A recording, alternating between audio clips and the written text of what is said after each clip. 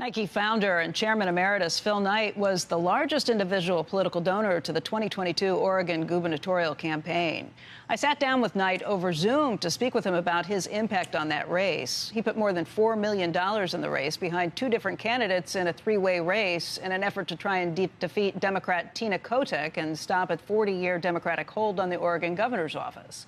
When we spoke yesterday, the votes in Oregon were still being counted, but Democrat Tina Kotek had an edge, which she still holds, in a race that has not yet been called.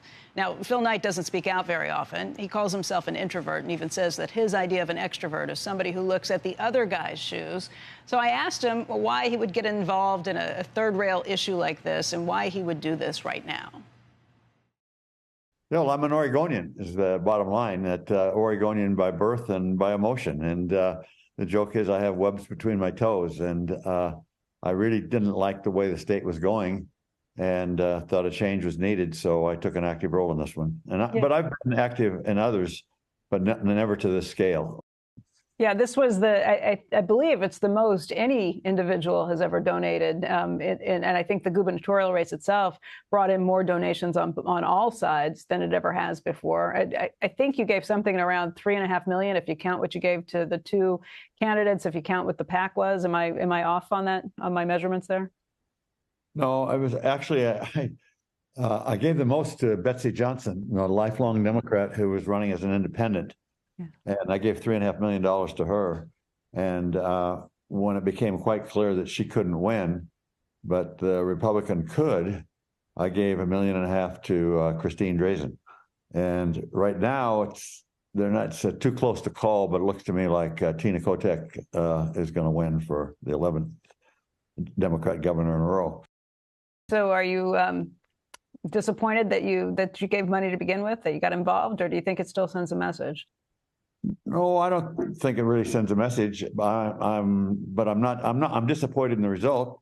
I'm not disappointed that I tried. What was it that you saw in your home state that made you think this is not the direction it should be headed?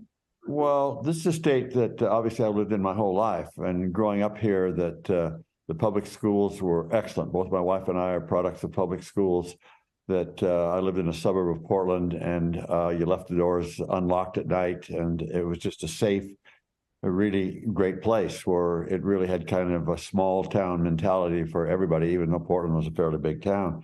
And that's changed now to, I think there was a 3 to 6 month period last year where Portland, Oregon was the murder capital of the U.S. It had more murders per capita than Chicago. It's got huge drug addiction problems.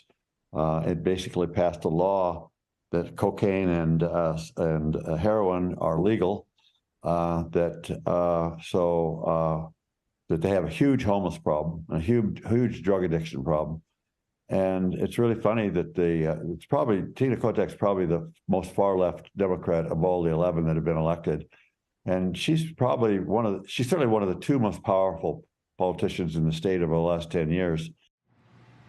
By the way, it wasn't just money that was coming in from wealthy individuals that funded this. You had the Democrat Tina Kotek, who had big money coming in from unions, too. So there was a lot of money in this race, the most money ever spent on any race in Oregon. Just Phil Knight himself founded Nike more than 50 years ago. It's a company he built over many decades. He was so closely associated with this. His identity really became entwined with Nike. You think of a company, when Phil Knight speaks, you think of Nike, obviously, just like when Warren Buffett speaks, you think of Berkshire Hathaway. Now he's chairman emeritus, and I asked Knight if he was concerned about any impact to the Nike brand or the values from his public involvement in a political race. I separated the two. That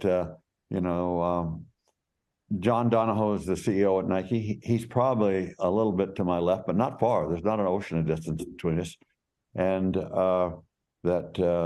the best CEO in the industry and probably one of the 2 or 3 best CEOs in the world in any industry.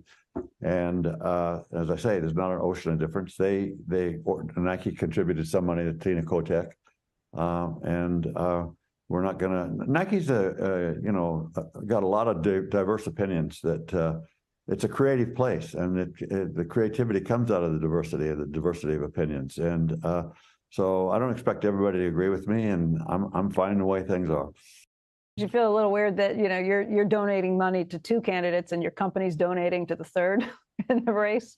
A little, but it's that's the way it works.